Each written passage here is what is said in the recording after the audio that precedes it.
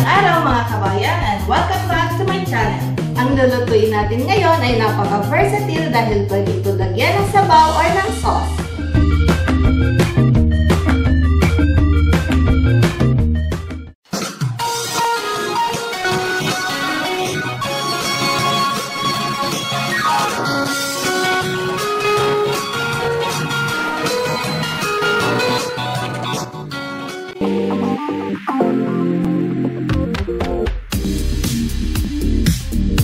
Lutuin na po natin ang pork meatballs.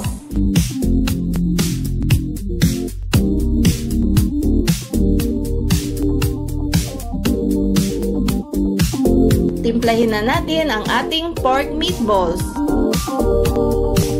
Gagamit tayo ng kalahating kilong ground pork.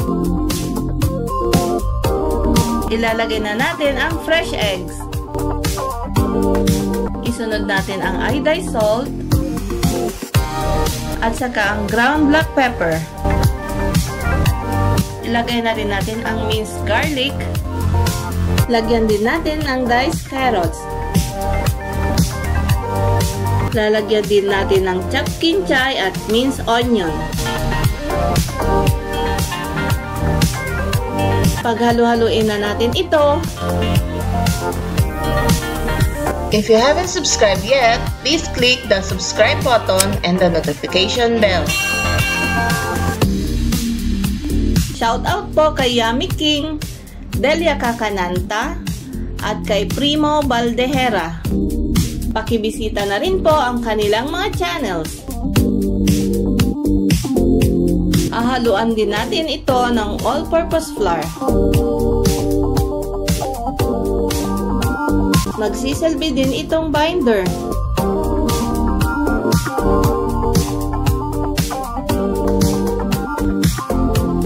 Ilagay na rin natin ang natitira pang all-purpose flour. Pagkatapos, i-rest natin ito ng mga 1 hour sa ref. Gagamit ako ng measuring spoon para maging pare-pareho ang sukat ng ating meatballs.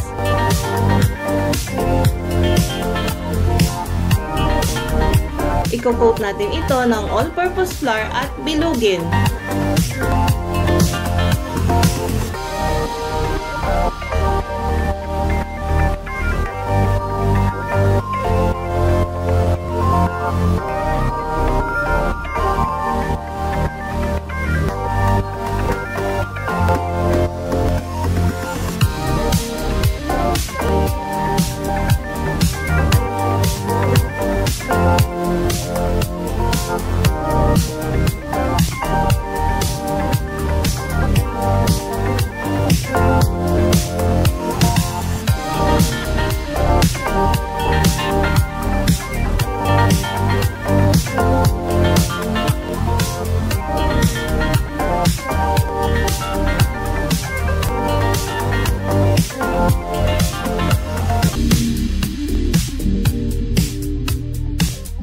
Gagamit ako ng coconut oil na pang deep fry.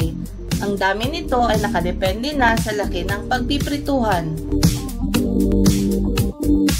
Maaari tayong gumamit ng sandok sa paghulog ng mga meatballs para maiwasan ang biglaang pagbagsak nito. Sa gayon, maiiwasan nating matalsikan ng mantika.